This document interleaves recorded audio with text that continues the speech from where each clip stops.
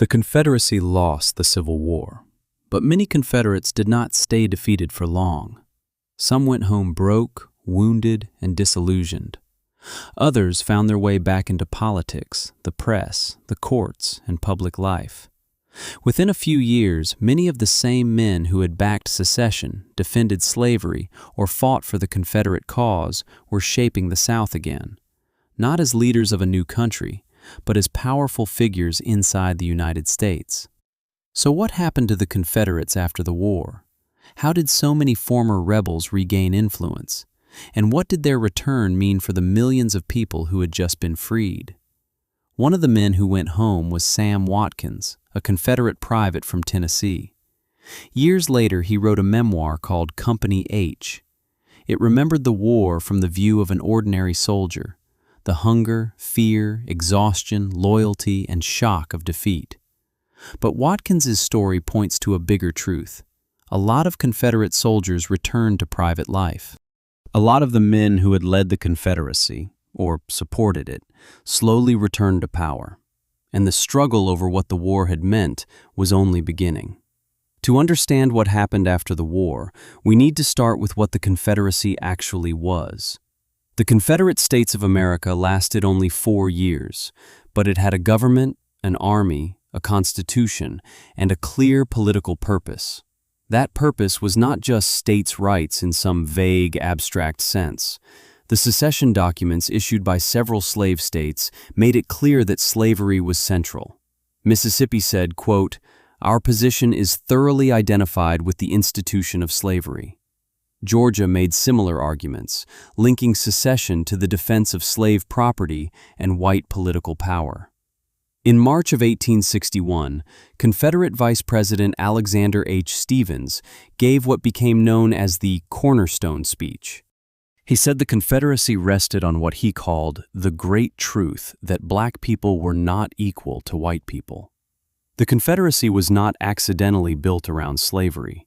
It was built to protect a slave-holding order. By 1865, that order had been shattered by war, emancipation, and Union victory. At Appomattox, Ulysses S. Grant offered Robert E. Lee generous surrender terms. Confederate officers and soldiers were paroled and allowed to go home if they obeyed the laws where they lived. Many were also allowed to keep horses or mules they personally owned for spring planting. Those terms did not restore full political rights to all former Confederates, but they did mean Lee's army would not be treated as a criminal mass simply for having served in the Confederate military. Other Confederate armies remained in the field for weeks, but Appomattox broke the main Confederate army in Virginia and sped up the collapse of the Confederacy as a government. For white Southerners, the war ended in defeat and economic ruin. For formerly enslaved people, it ended in emancipation. But emancipation did not automatically mean land, wages, legal protection, or safety. That gap between freedom declared and freedom enforced would shape everything that followed. The end of the war did not create one single Southern reality. It created several struggles happening at once. Formerly enslaved people left plantations, searched for family members, legalized marriages, founded churches, built schools, and tried to take control of their labor. They were not passively receiving freedom. They were actively defining it. The federal government tried to manage part of this transition through the Freedmen's Bureau.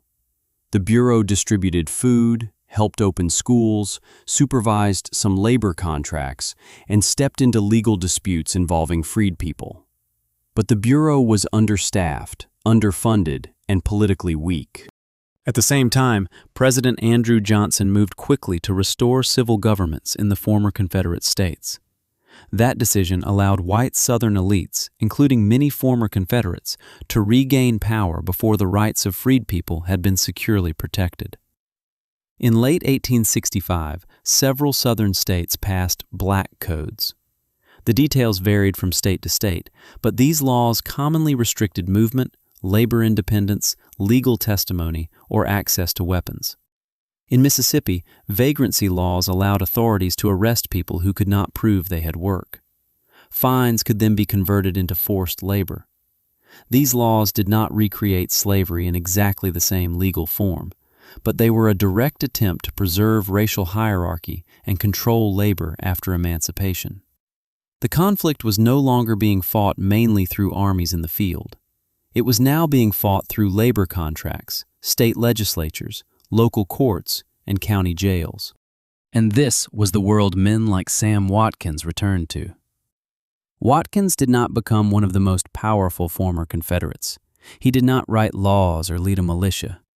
But his generation came home to a South where the war was over and the social struggle was not. The battlefield was over. The fight over race, labor, and political power was not. In 1865, the fate of Confederate leaders was still uncertain. Jefferson Davis was captured near Irwinville, Georgia on May 10, 1865. He was imprisoned at Fort Monroe and indicted for treason, but he was never tried. A treason trial posed real legal and political risks for the federal government. It might have given Davis a national platform. It also might have forced the courts to answer constitutional questions the government did not want tested in that way.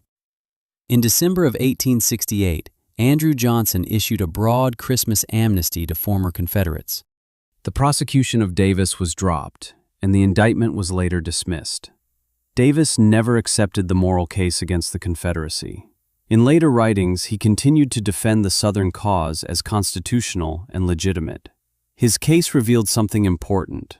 The United States had defeated the Confederacy militarily, but it was becoming less willing or less able to keep all former Confederate leaders out of public life through the courts.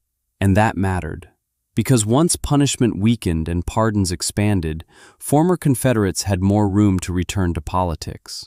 Former Confederates did not return to influence all at once, and they did not return by accident. Their return came through a mix of presidential policy, social continuity, economic power, elections, and violence. Andrew Johnson's Reconstruction policy was the first major opening. Many ordinary ex-Confederates received pardons through broad amnesty measures. Wealthy planners and high-ranking Confederate officials often had to apply individually at first, but many did so successfully. And across much of the South, the men who still had land, credit, literacy, local standing, and political connections were white elites. The war had shattered the Confederacy. It had not erased the local power of the men who had ruled Southern counties and states before 1861. Some former Confederate leaders quickly returned to public life. Others came back more gradually. Alexander H. Stephens, the former vice president of the Confederacy, was jailed briefly after the war. He did not simply step back into federal office in 1865. But he later returned to national politics, winning election to the U.S. House of Representatives in 1872. He later became governor of Georgia. His career showed a larger truth. Former Confederate elites could lose a war and still recover political standing within a decade. Congressional Republicans saw this as a failure of presidential Reconstruction. They also saw the Black Codes as proof that Southern governments were trying to rebuild white domination under new legal forms. So Congress intervened. In 1867, the Reconstruction Acts divided most of the former Confederacy into 5 military districts under federal supervision. Tennessee had already been readmitted and was not included. The former Confederate states had to write new constitutions and ratify the 14th Amendment. Later, the 15th Amendment prohibited denying the vote on the basis of race, color, or previous condition of servitude. These measures did not create equality in practice, but they did briefly transform the political structure of the South. Black men voted, served on juries, attended conventions, and held office. More than 1,000 black men, and by some counts closer to 2,000 depending on how local offices are counted, held public office during Reconstruction. This was not symbolic. It was a direct challenge to the old order. And for many white Southerners, especially former Confederates and their allies, it was intolerable. White resistance worked through several connected methods. Restrictive labor systems kept many freed people economically dependent. Voter intimidation targeted black voters and white Republicans, and organized violence attacked Reconstruction directly. The first Ku Klux Klan was founded in Pulaski, Tennessee, in December of 1865 by former Confederate soldiers. At first, it seems to have been a local secret society, but it quickly became part of a broader campaign of racial and political terror. Klan members and similar armed groups whipped teachers, attacked ministers, murdered local leaders, and tried to stop black political participation. Nathan Bedford Forrest was widely described as the first Grand Wizard of the Klan. Historians disagree less about whether he was tied to the early Klan than about how much actual control he exercised over the violence carried out in its name. He later publicly distanced himself from the organization and said he supported its dissolution. Congress responded with the Enforcement Acts of 1870 and 1871, including the Ku Klux Klan Act. Federal troops, arrests, and prosecutions damaged the Klan in some areas. But terror did not end when one organization weakened. Other paramilitary groups appeared, including the White League in Louisiana and the Red Shirts in states like South Carolina and Mississippi. In April of 1873, armed white Democrats attacked black Republicans defending the courthouse in Colfax, Louisiana. At least several dozen black men were killed. Some estimates are much higher, possibly above 100. Many of the victims were killed after the resistance had already collapsed. The Colfax Massacre showed how racial violence and political conflict had become inseparable. In United States v. Cruikshank, decided in 1876, the Supreme Court overturned federal convictions connected to the massacre. That decision sharply limited federal power to prosecute individuals for many civil rights violations. It did not by itself destroy Reconstruction, but it weakened federal protection at exactly the moment when armed white resistance was becoming more organized. Across the South, white Democrats who called themselves Redeemers gradually recovered state governments. They used different combinations of elections, intimidation, fraud, economic pressure, and violence.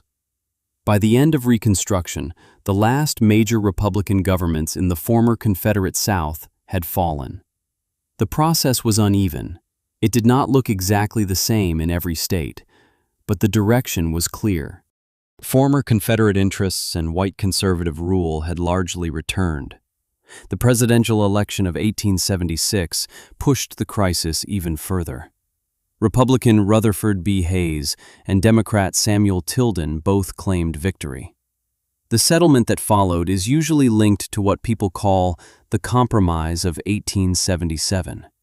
Historians still debate how formal or explicit that agreement really was.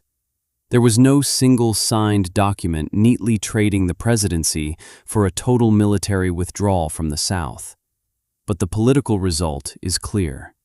The Hayes administration ended federal military support for the last major Reconstruction governments in Louisiana and South Carolina. That did not mean every federal soldier vanished from the South overnight. It did mean the federal government stopped sustaining those state governments against their white Democratic opponents. That decision marked the effective end of Reconstruction as a project of federal enforcement in the former Confederate South. The men who had lost the war did not restore the Confederate States of America, but many of them, and many aligned with them, recovered power inside the United States. Former Confederates did not all respond to defeat in the same way. Jefferson Davis kept defending the Confederate cause in speeches and writing. Alexander Stephens returned to politics. Nathan Bedford Forrest became associated with the violent counter-revolution against Reconstruction.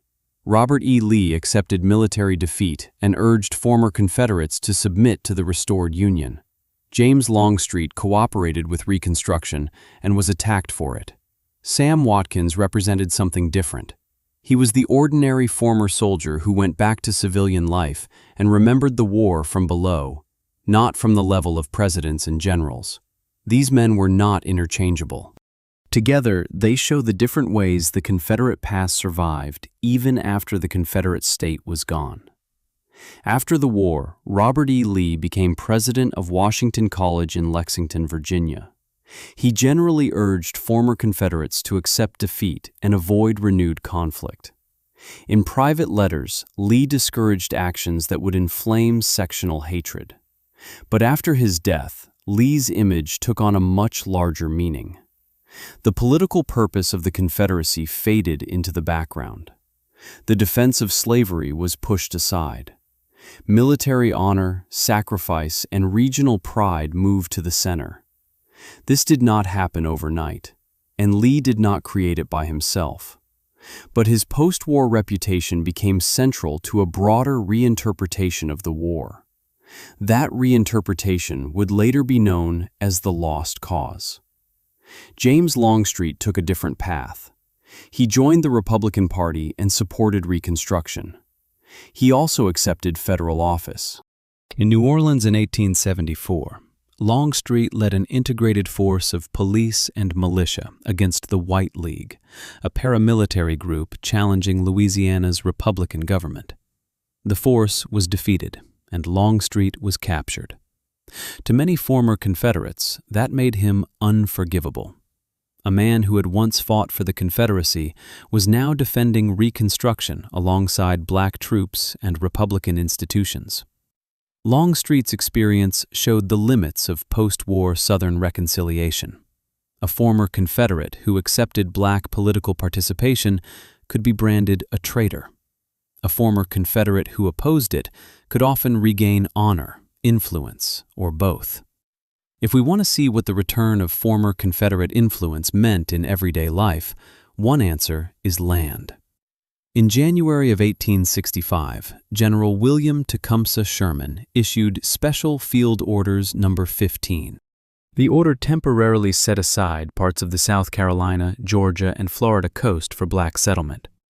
For some freed families, this looked like the beginning of a new life based on land ownership. But presidential Reconstruction changed that. Through pardons, restoration policies, and decisions recognizing the claims of former owners, much of that land was returned. This was not one single instant reversal in one sentence of law. It was a broader restoration process that favored former white owners over the claims of freed people. And that mattered enormously, because emancipation destroyed slavery without creating a large, secure class of black landowners across the South. Many freed people had to negotiate freedom in a countryside still dominated by white property owners. Some became sharecroppers, others worked for wages, rented land, moved to towns, opened businesses, or built independent farms where they could. Sharecropping was not slavery, but debt, crop liens, coercive contracts, and unequal courts could trap families in long-term dependence. So the central promise of freedom remained incomplete. Black Southerners had gained legal personhood, freedom of movement, family rights, and in many cases, political citizenship. But economic independence remained fragile. One of the clearest statements of that reality came from Jordan Anderson. After emancipation, Anderson was living in Ohio when his former enslaver asked him to return to Tennessee. Anderson replied in a letter dated August 7, 1865, later published in the Cincinnati Daily Enquirer on November 22. In that letter, Anderson explained that he now had a home, a wife, children, and a life of his own. He then calculated the wages that he and his wife should have been paid for years of unpaid labor. That calculation was not a court ruling. It was a moral and economic argument. Anderson was saying that freedom meant more than the end of chains. It meant control over your labor, your family, and your future. As former Confederates and their allies regained political power, they also fought to shape public memory. The result was the Lost Cause. This was not just a mistaken version of history. It was a political culture. The Lost Cause minimized slavery, emphasized states' rights and honor, glorified Confederate soldiers, and portrayed Reconstruction as illegitimate misrule. That narrative helped present white democratic redemption as a restoration of order, rather than a rollback of black citizenship. Groups like the United Confederate Veterans, founded in 1889, and the United Daughters of the Confederacy, founded in 1894, helped spread this interpretation. They promoted monuments, memorial rituals, influence over schools, and public ceremonies. The biggest wave of Confederate monument building came decades after the war, especially during the period when Southern states were also entrenching segregation and black disenfranchisement. That timing matters. The lost cause was not only about remembering the dead, it was also about legitimizing a racial and political order in the present. But black Americans preserved a different memory. Through churches, schools, mutual aid societies, newspapers, veterans communities, and family histories, they remembered slavery, emancipation, military service, and the fight for citizenship in very different terms. About 179,000 black men served in the United States Colored Troops, and roughly 20,000 more served in the Union Navy. Their service helped destroy the Confederacy. Their memory challenged the idea that freedom had simply been handed down from above. So what happened to the Confederates after the Civil War? Some, like Sam Watkins, returned to private life and later remembered the war as soldiers. Watkins preserved the experience of the common Confederate volunteer, the suffering of army life, the emotional world of defeat, and the perspective of men who had believed in a cause that collapsed around them. But the post-war South was not shaped only by men who went home quietly. It was also shaped by former Confederate politicians, officers, landowners, editors, and activists who fought to control what defeat would mean. Jefferson Davis kept defending the legitimacy of the Confederate cause. Alexander Stephens returned to public office. Robert E. Lee became the central symbol in a memory of the war increasingly detached from slavery. James Longstreet showed how dangerous it could be for a former Confederate to support Reconstruction. Nathan Bedford Forrest became associated with the violent forces that helped destroy it. Former Confederates regained influence through several connected developments: amnesty and pardon, the preservation or restoration of white property, the survival of local elite networks, the weakening and eventual collapse of sustained federal enforcement, the organized use of intimidation and violence, and the reshaping of public memory. They did not restore the Confederacy as a nation, but many of them, and many of their descendants and political allies, reshaped the South inside the United States. For freed people, emancipation was real but incomplete. It ended slavery.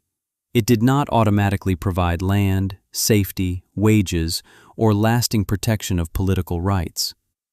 Those rights had to be fought for, defended, and often fought for again. Sam Watkins went home. Former Confederates returned to influence in very different ways. The Confederate government died in 1865, but many of the struggles it embodied, over labor, race, citizenship, violence, and historical memory, continued long after the armies surrendered. The war ended. The struggle over its meaning did not.